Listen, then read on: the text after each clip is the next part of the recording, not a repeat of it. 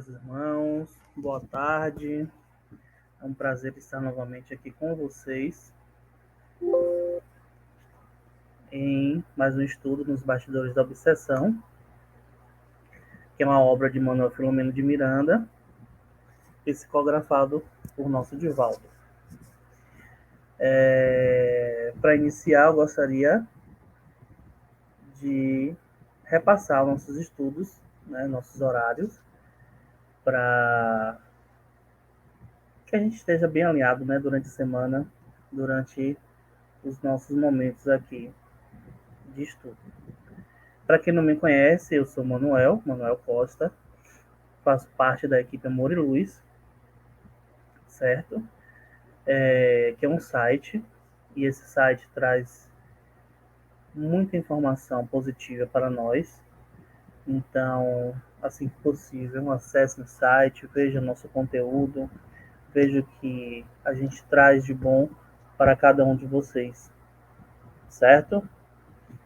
Então, vamos passar aqui a nossa lista de atividades.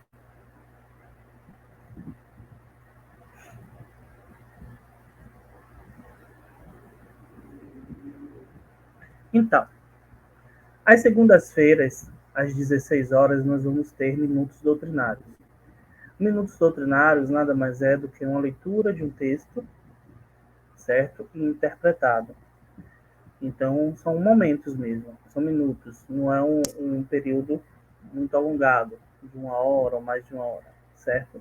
São minutos que traz para a gente essa paz, esse conforto da gente estar precisando, estar ouvindo um pouco, desculpa, um pouco da palavra do Mestre Jesus, certo? Aí, às segundas, 21h30, temos o estudo da obra Novos Rumos, pelo Espírito Viana de Carvalho. Terça-feira, às 16 horas, o estudo da obra Nos Bastidores da Obsessão, que nós estamos agora, pelo Espírito Manuel Filomeno de Miranda. Terça-feira, às 21h30, estudo da obra Crônicas de Além Túmulo, pelo Espírito Humberto de Campos. Quarta, às 16, Espiritismo à Luz da Poesia, que é semelhante também a Minutos Doutrinários. Quarta-feira, às 21h30, estudo da obra Nosso Lar, pelo Espírito André Luiz. Quinta-feira, às 16 horas, Minutos Doutrinários.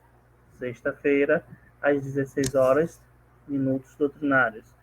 Sexta-feira, às 21h30, estudo da obra Jesus e Atualidade, pelo Espírito Joana de Ângeles. Sábado, às 14h30, estudo da obra Primícias do Reino, pelo Espírito Amélia Rodrigues. Domingo, às 8h30, estudo da obra Memórias de um Suicida, Ivone do Amaral Pereira, pelo Espírito Cândido Botelho. Domingo, às 15 horas, Os Caminhos de Jesus, que também é semelhante a Minutos Doutrinários. E domingo, às 19h30, estudo da obra Boa Nova, pelo Espírito Humberto de Campos.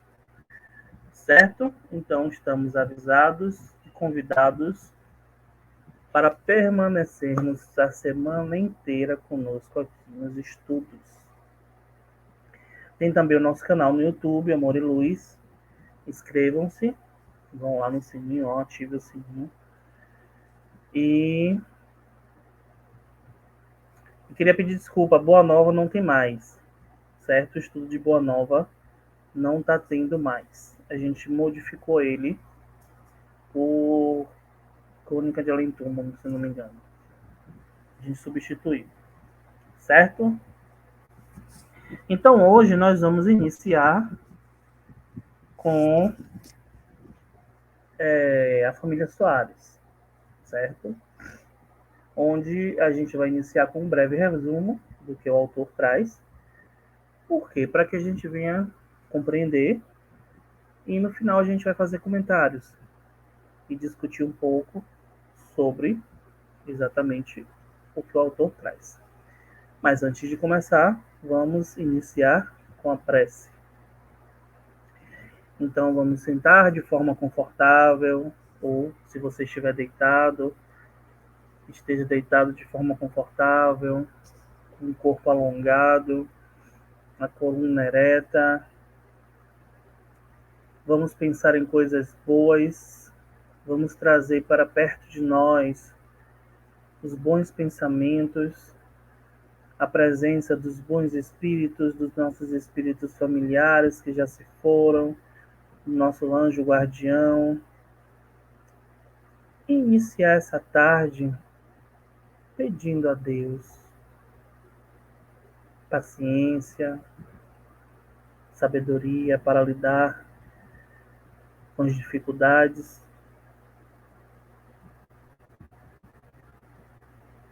Amado Mestre Jesus, agradecemos a Ti, Senhor, por mais uma tarde de estudo, onde estamos reunidos com os bons espíritos e com os bons encarnados que aqui buscam o conhecimento das Tuas obras através dos nossos irmãos espirituais. Que possamos todos estar unidos, abraçando essa obra que nos traz tantas informações positivas para o nosso dia a dia, para a nossa convivência com os nossos familiares, com os nossos amigos, vizinhos, parentes. Que dessa forma estejamos todos receptivos ao estudo da tarde e que possamos sempre ter a humildade de perdoar, não só nós, mas ao próximo também. Gostaria de pedir a todos que hoje, antes de dormir, à noite, que está a se aproximar, que possamos ter um minutinho para fazer uma prece para os nossos irmãos que estão nesse momento na guerra, muitos perdendo suas vidas, suas casas, suas famílias, que possamos ser caridosos com eles,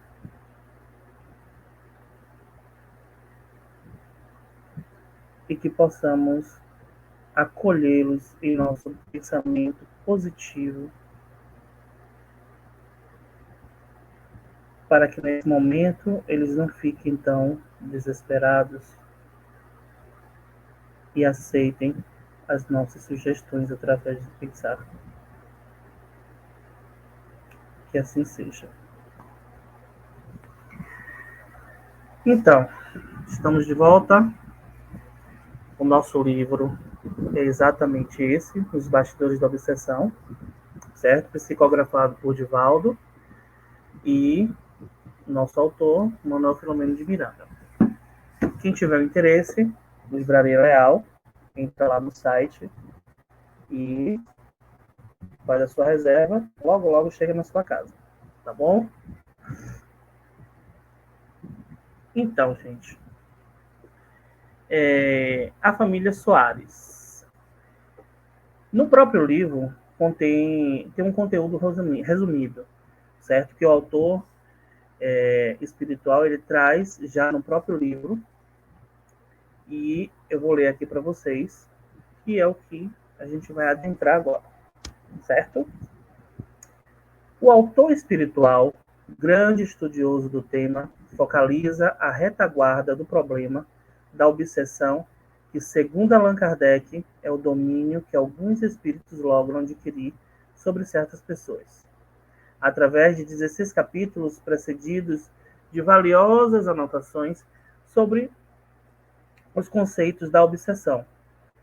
Apresenta os acontecimentos ocorridos entre os anos 1937 e 1938 em Salvador, Bahia, com a família Soares, que se encontra sob regime de intensa perturbação espiritual.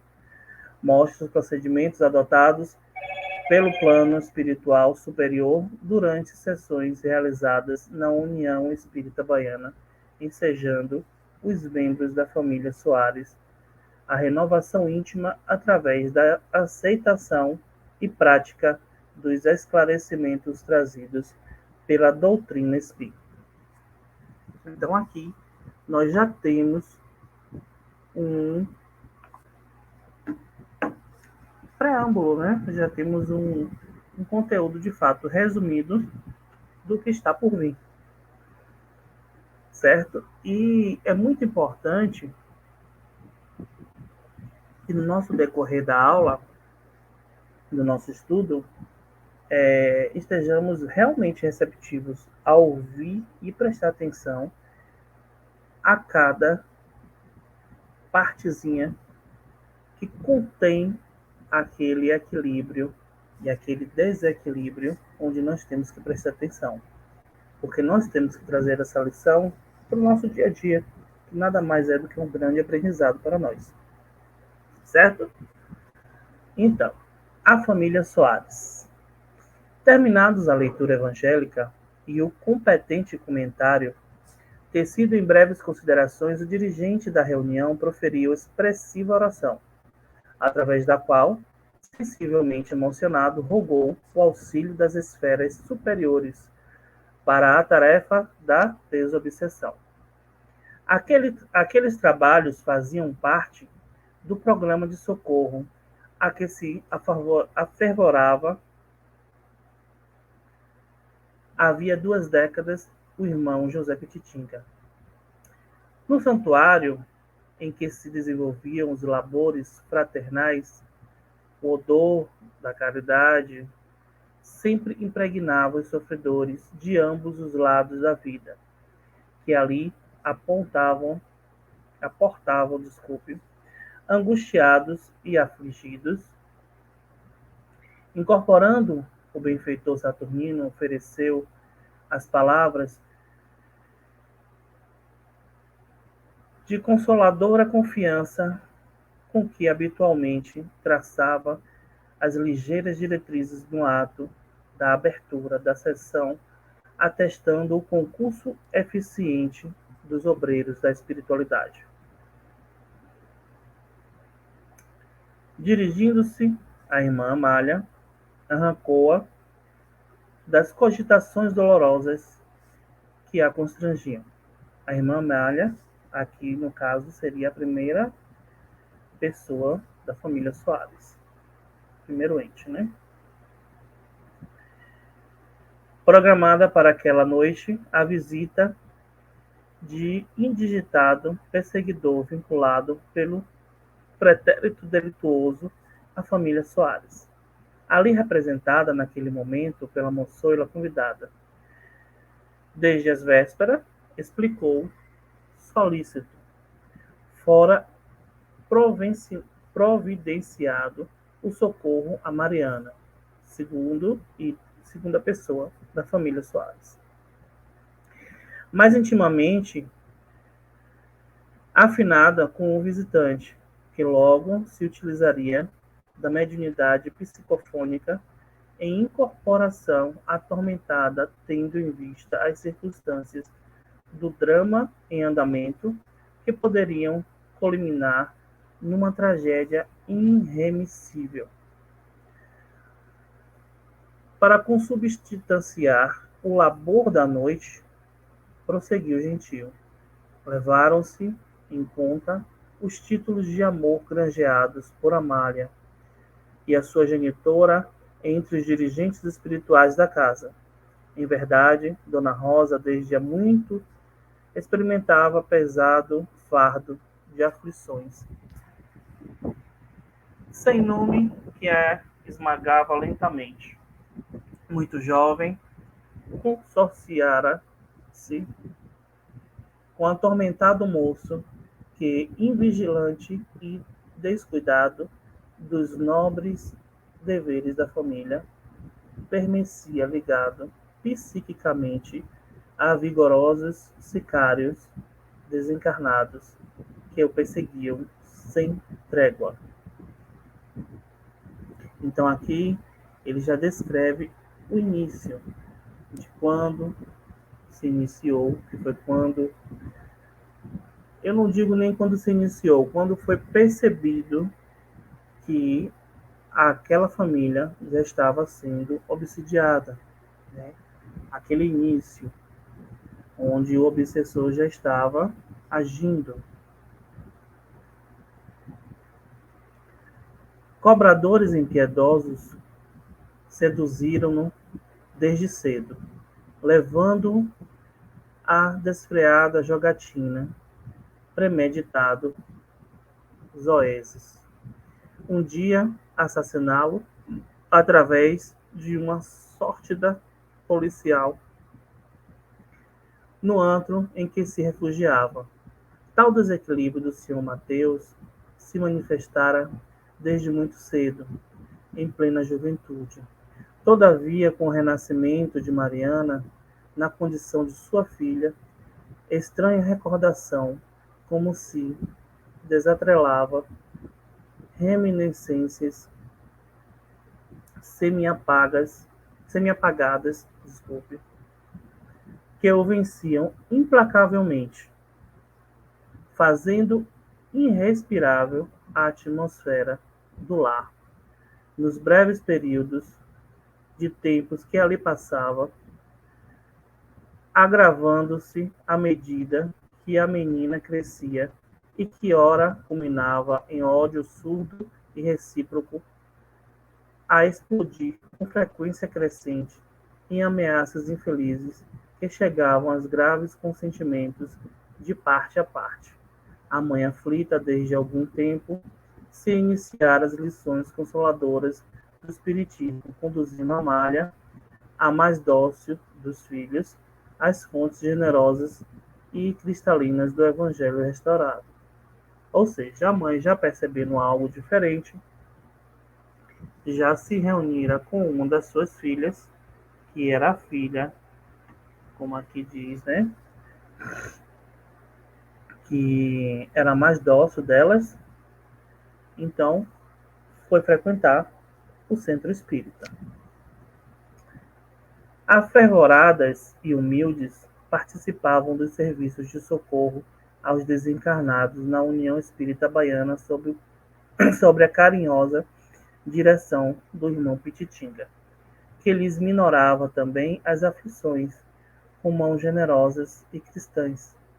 Naquela noite, todavia, Dona Rosa fora constrangida a ficar em casa, crucificada por superlativa agonia, aguardando o retorno de Mariana, que após lamentável atrito com o pai obsidiado, se evadira rebelde entre azedas ameaças e injustificadas atitudes, abandonando o calor doméstico, desfigurada pelo ódio e pela insensatez, embora os 16 anos de idade não completos. Ou seja, você vê como a obsessão dentro da família mexe com cada parte e faz com que aquele centro familiar se desajuste, né? Através de brigas, discussões, porque é o que o espírito obsessor naquele momento quer, né? Quer causar desarmonia, quer causar aquele processo que desarranje aquela família naquele momento. Orando e tendo entregue as dores ao Senhor, a mãe se deixara ficar no lar, enquanto Amélia, ocorrera sofrida e preocupada aos serviços da caridade, sufocando as próprias lágrimas dormidas.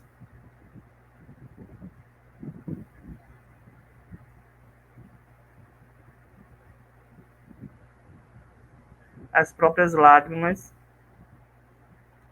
dominada por incoercíveis presságios. O instrutor solicitou a indispensável concentração, desligando-se do médium Moraes, por cuja faculdade psicofônica deveria comunicar-se o inditoso perseguidor familiar.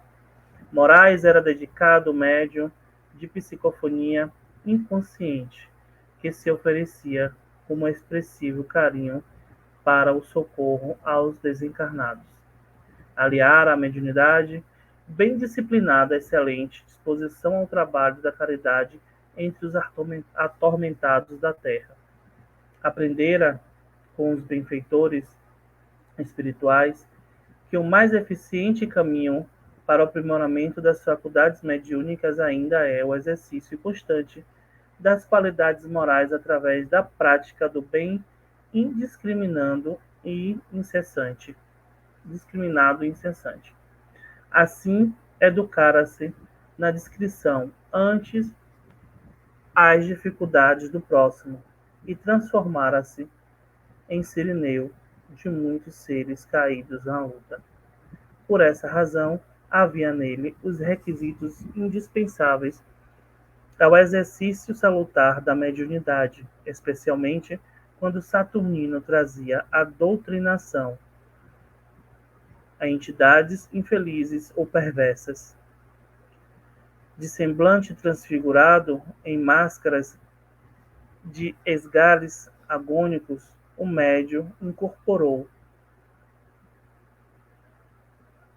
atro a ser que, entre blasfêmias e expressões vulgares, exprobava o cometimento de o trazerem ali contra a sua vontade.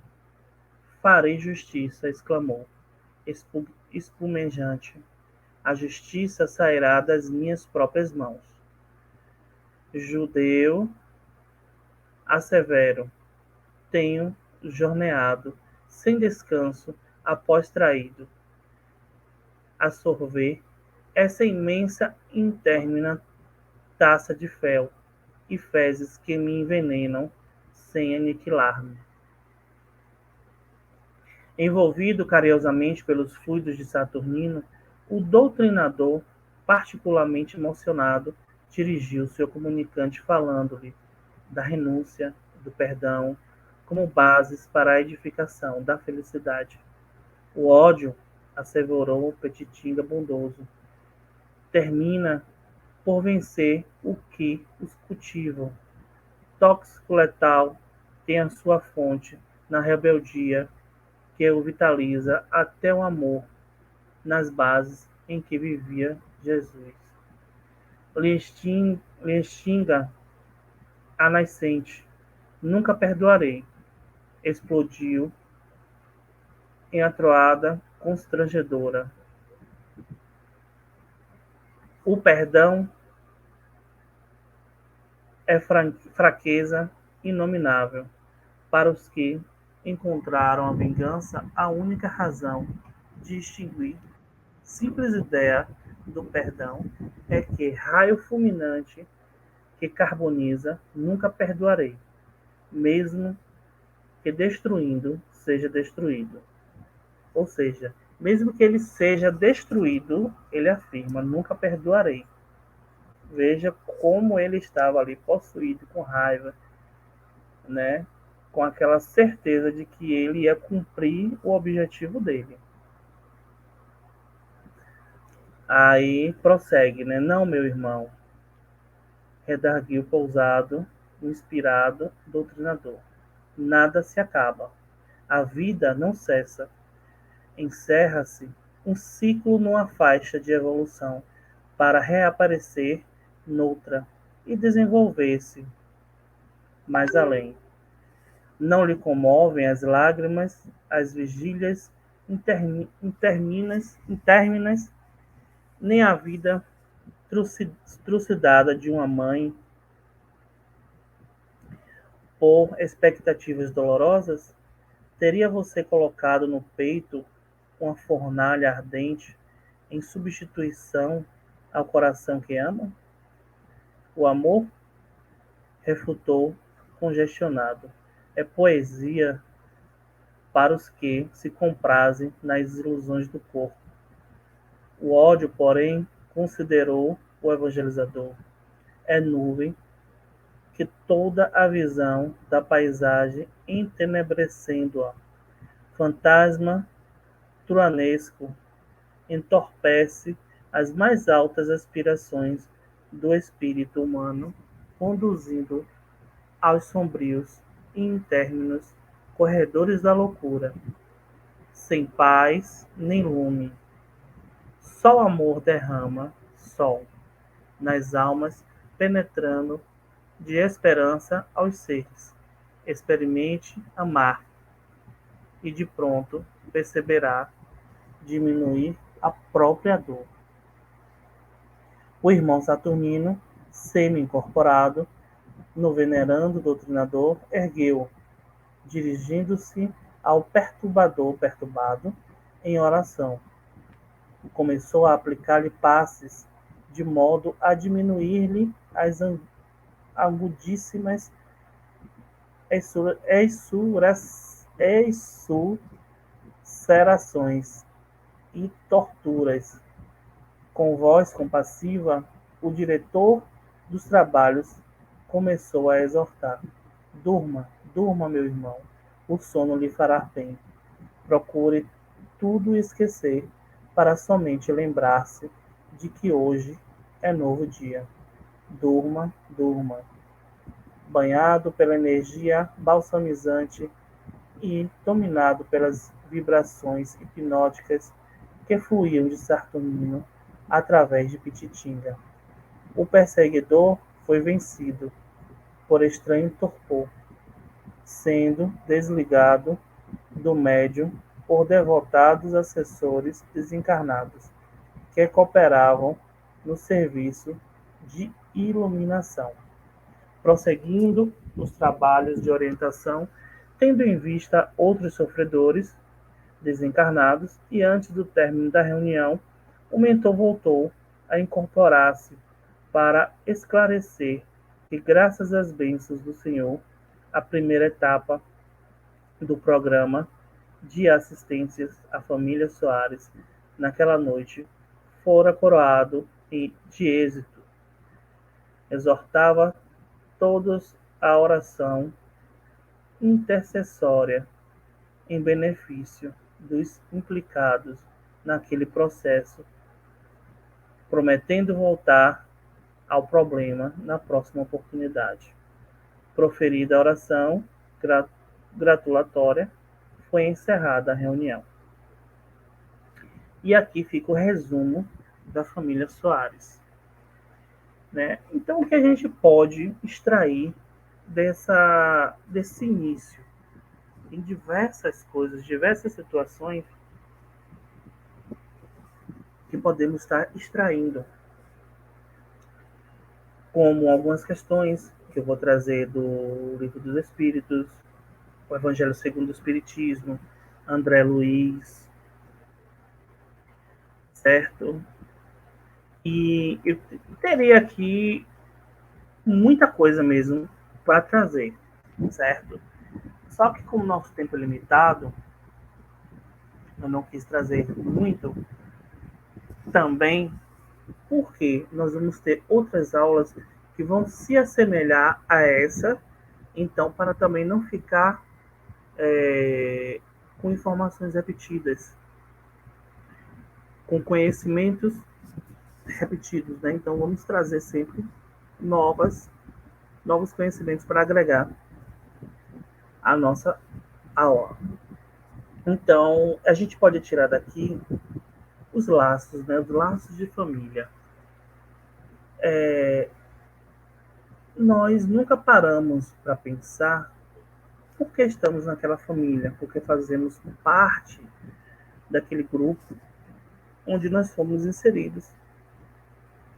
E mais à frente, a gente vai entender um pouquinho por que nós estamos nela. Então, no Evangelho segundo o Espiritismo, tem lá a parentela corporal e a parentela espiritual. No item 8, diz assim: os laços de sangue não criam forçosamente os liames entre os espíritos. O corpo procede do corpo, mas o espírito não procede do espírito. Porquanto o espírito já existia antes da formação do corpo. Não é o pai quem cria o espírito de seu filho. Ele, mas não faz do que lhe fornecer um invólucro corpóreo, cumprindo-lhe, no entanto, auxiliar o desenvolvimento intelectual e moral do filho para fazê-lo progredir. Então, aqui a gente pode entender, já trazendo para o que eu já questionei, né? Porque nós estamos naquela família, que o espírito não procede do espírito, já que ele já tinha uma formação antes da criação do corpo. Ou seja, nós já vivíamos antes da formação do corpo. Então, através das nossas vivências, que são diversas, nós vamos encarnando gradativamente para nos educar, para nos aperfeiçoar, para evoluir.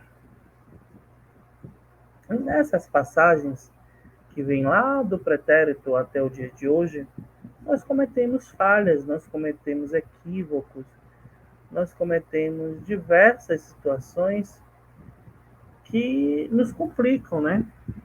Que nos trazem a situações adversas e que ficamos presos durante eternidades, porque depende claramente de cada um de nós, mas nós ficamos presos, né? E a gente pode trazer também nos laços de família, na parte terceira do Livro dos Espíritos, das leis morais.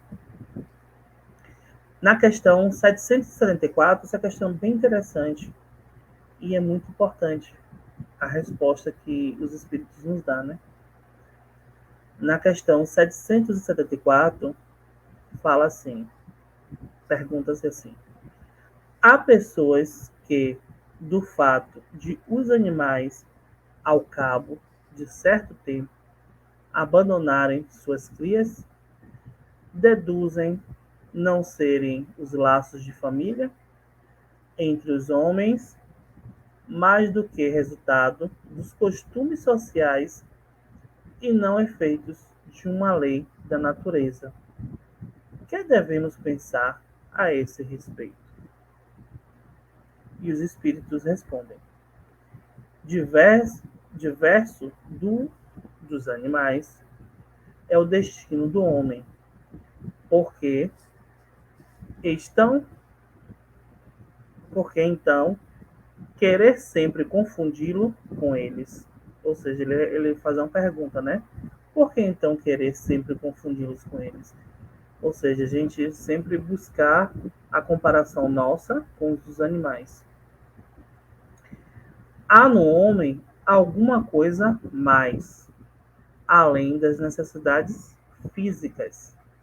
Há a necessidade de progredir. Os laços sociais são necessários ao progresso. E os de família mais apertados se tornam os primeiros. Eis porque os segundos constituem uma lei da natureza. Quis Deus que, por essa forma, os homens aprendessem a amar-se como irmãos. Veja que belo, né? Que importante. Essa pergunta, ela é muito completa. Por quê? Nós estamos na família certa. Nós não estamos aqui por acaso. Então, se a gente não se dá com nosso pai, ou com nossa mãe, ou com nossos irmãos, é porque nós temos reajustes a ser cumpridos. E nessa situação, nós temos que buscar esse perdão, que lá no pretérito não perdoamos, mas que hoje estamos na família. Ah, mas como que eu vou saber se eu errei ou não? Através da convivência. A gente pode ter uma noção e a gente tem que buscar exatamente dar esses primeiros passos para progredir. Porque nós temos que aprender a amar o outro como nosso irmão. Então, essa primeira lição não está na rua, está na família. E é na família que a gente tem que aprender a perdoar, aprender a considerar, aprender a se calar em certos momentos, aprender a orar por nossa família, pela união, pelo amor, pelo desenvolvimento encarnatório da nossa família. Tudo isso nós temos que buscar. E tudo isso Cristo nos ensina através dos Espíritos, através do Evangelho. E muitas vezes a gente coloca empecilhos ao dizer que é muito difícil, ou até impossível, mas na verdade não é. É simples. Nós que buscamos dificultar. E aí ficamos presos, atrelados durante anos e anos e anos e anos a fim. Ficamos comprometidos com aqueles seres que, quando se desencarnam, viram nossos obsessores. Então, esse livro, ele traz para a gente uma riqueza de detalhes que nos educa. Porque a gente só enxerga, em nossa maioria, a obsessão como um terror, como uma coisa horrível. Mas não, a obsessão, ela vem nos educar, nos aprumar, abrir os nossos olhos para a vida, que não se termina aqui. Estamos aqui só num período de tempo.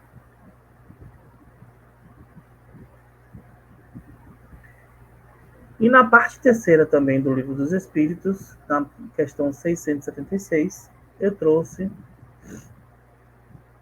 uma questão também que eu achei relevante. Por que o trabalho se impõe ao homem? Por ser uma consequência da sua natureza corpórea, é expiação e, ao mesmo tempo, meio de aperfeiçoamento da sua inteligência. Sem um trabalho, o homem permaneceria sempre na infância, quanto à inteligência. Por isso é que seu alinhamento, sua segurança, seu bem-estar dependem do seu trabalho e da sua atividade. Ao que é muito fraco de corpo, outorgou Deus a inteligência para suprir essa limitação. Mas é sempre um trabalho. Então, o trabalho, ele entra porque ele equilibra a nossa vida. Ele faz parte do nosso dia a dia. Então, por muito, pode-se não pensar, né? Essa questão não tem muito a ver. Mas tem muito a ver.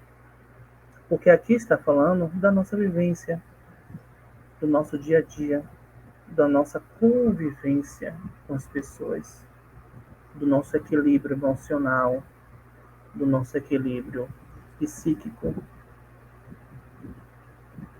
Então, nós temos que rever os pontos onde nós percorremos para buscar o equilíbrio, para buscar o bom sentido.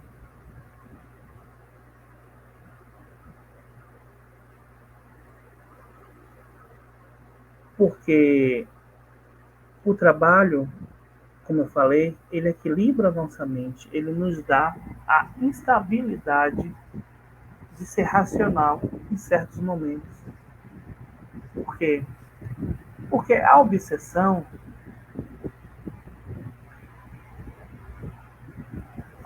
em sua maioria, ela é movida a raiva, a ódio, ela é movida a agressões de diversas formas. Então, quando nós buscamos, desculpe, o equilíbrio, nós apaziguamos aquela situação. E no Evangelho segundo o Espiritismo, nós podemos ver, eu não lembro agora o capítulo, mas é no item 10, o ódio, ele nos traz, né? Eu peguei aqui um trechinho que é muito bonito. Amai-vos uns aos outros e serei felizes. Tomai, sobretudo, a peito amar os que vos inspiram indiferença, ódio ou desprezo. Ou seja, nunca diga a ninguém, eu nunca vou te perdoar. Porque esse nunca pode demorar milhões de anos. Mas vai chegar um momento que você vai compreender a necessidade de perdoar. Então, em vez da gente deixar para o amanhã, vamos praticar hoje, no hoje. Veja como é lindo essa entrada, né? Amai-vos uns aos outros e serei felizes. Tomai, sobretudo, a peito, amar os que vos inspiram indiferença, ódio ou desprezo. O Cristo, que deveis considerar modelo, deu-vos o exemplo desse devotamento. Missionário do amor. Ele amou até dar o sangue e a vida por amor. Penoso vos é o sacrifício de amardes os que vos ultrajam e perseguem. Mais precisamente, esse sacrifício é que vos torna superiores a eles. Então, Cristo, depois de tanto sofrimento, o que foi que nos ensinou? Pai, perdoa, eles não sabem o que fazem. Isso é amor. Isso é perdão. Que nós temos que praticar o quanto antes em nossas vidas. Porque o amor nos eleva. O perdão vai nos encher o corpo de amor, de esperança, vai nos dar força para prosseguir e chegar lá na frente, tropeçar, cair e não se aborrecer. E levantar para seguir a caminhada com alegria.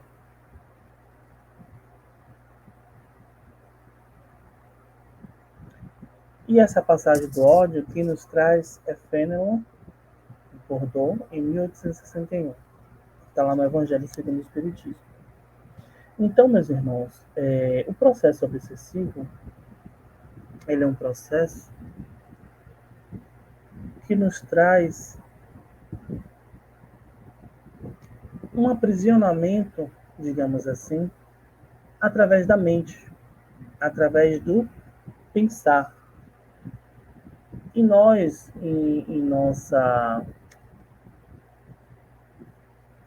pequenez, digamos assim, ficamos muito presos e condicionados ao materialismo,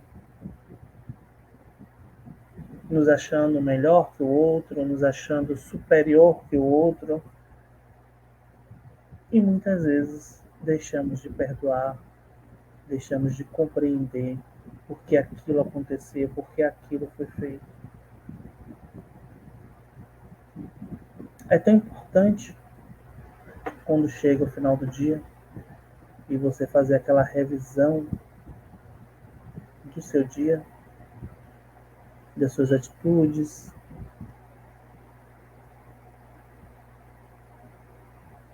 do que ocorreu de bom, o que ocorreu de ruim, porque fulano me tratou assim, porque eu tratei ciclano assado.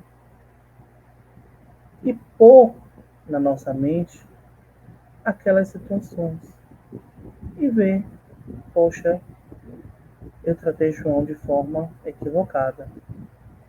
Amanhã eu vou procurar João, vou conversar com João.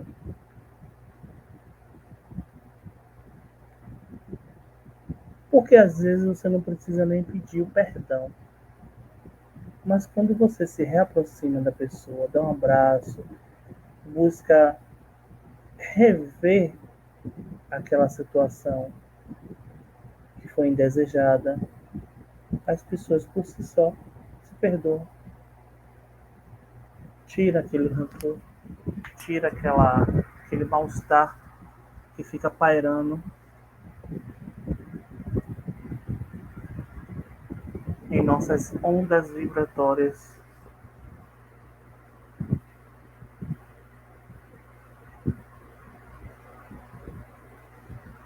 Aí,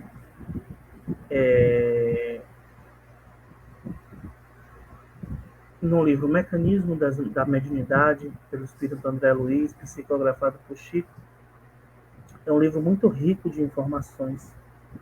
Quem puder ler, quem puder adquirir, e tiver a curiosidade e a necessidade de aprender um pouco mais, busque ler, porque ele é muito bom. E, se eu não me engano, é no capítulo 11, ou é 12, acho que se eu não me engano é 11, Ideoplastia. André Luiz nos traz uma informação muito importante. E eu trouxe só um pedacinho aqui para a gente refletir. Ideoplastia. O pensamento pode materializar-se, criando formas que muitas vezes se revestem de longa duração, conforme a persistência da onda em que se apresente, da onda em que se expresse, entendendo-se que os poderes mentais são inerentes tanto às criaturas desencarnadas quanto às encarnadas. É natural que os elementos plásticos e organizadores da ideia se exteriorizem dos médiuns, como também dos companheiros que lhes comungam tarefas e experiências, estabelecendo-se problemas espontâneos cuja solução reclama discernimento. Veja que informação preciosa para a gente fechar nossa aula. Ideoplastia. Então, ele vem dizer o quê? Que o nosso pensamento plasma, cria aquelas formas. No livro ele traz o exemplo da televisão, como a televisão mesmo, como a imagem. Eu pensei que o prédio caiu, aí forma aquela imagem do prédio que eu pensei caindo, e ali fica aquela imagem plasmada. Assim é quando nós pensamos no outro, nos outros, de forma equivocada. Tem pessoas que desejam a morte do outro, tem pessoas que desejam doença no outro, tem pessoas que desejam o amor do outro, e assim vai. Então nós temos que ter muito cuidado com o que nós trazemos ao nosso pensar. Nós temos que nos policiar, nós temos que trazer a sensatez. É fácil? Não é fácil, mas também não é difícil. Porque a partir do momento que eu estou estudando, que eu estou tendo informações, que eu estou tendo conhecimento daquela situação, eu já posso compreender que o pensamento que eu estou tendo pode não ser meu, pode trazer consequências, então eu tenho que reverter isso.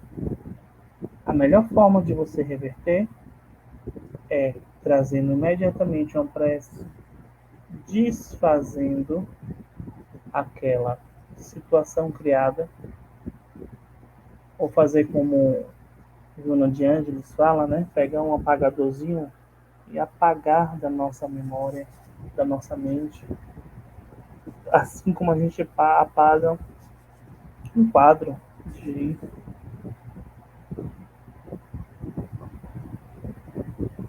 Então, meus irmãos, querendo ou não, tudo está ao nosso alcance, tudo está diante de nós, diante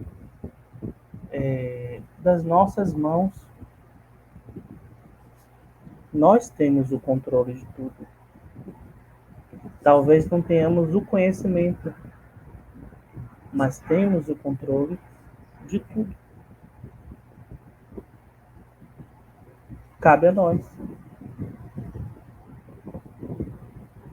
nos policiar. E isso nós podemos iniciar diariamente. Vamos chegar no final do dia, vamos entrar no nosso quarto, fechar as portas, botar uma música ambiente, uma música instrumental bem singela, como se fôssemos meditar, que a meditação nos traz, de certa forma, um equilíbrio mental e emocional quando feita corretamente. Hoje nós temos na internet muitas meditações guiadas que nos ajudam, nos auxiliam nesses processos e nos confortam intimamente. Então, eu sugiro a cada um de nós que comecemos. Peguemos nosso evangelho, você não tem um evangelho, tem uma Bíblia, pegue a Bíblia. Abra aleatoriamente, faça uma prece, convide Jesus para o seu lar. Leia um pequeno trecho, interprete, reflita entre si mesmo. Depois bote uma música instrumental, bem calma, e reflita durante o seu dia.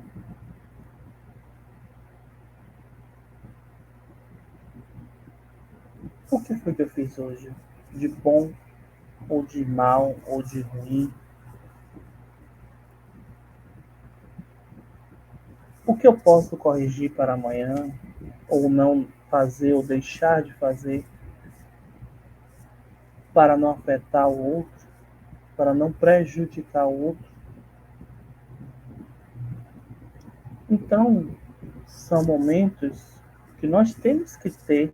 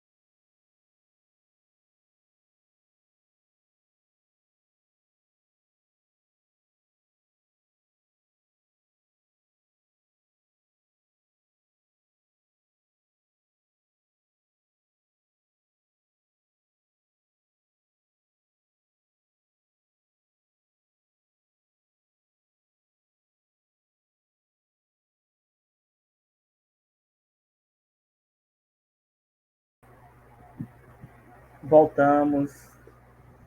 Tivemos uma queda de internet aqui, rápida, mas graças a Deus já voltamos.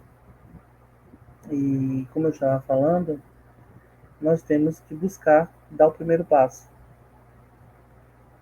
no nosso íntimo, nas nossas atitudes. A gente sabe que não é fácil, ninguém muda da água para o vinho, ninguém melhora de hoje para amanhã, mas é um processo. E nós temos que trabalhar nesse processo. Para amanhã ou depois, quando as coisas surgirem ou acontecerem conosco, a gente tem uma mente mais saudável, termos uma mente mais equilibrada para lidar com as enfermidades da alma.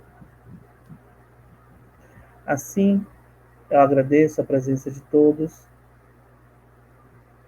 e buscamos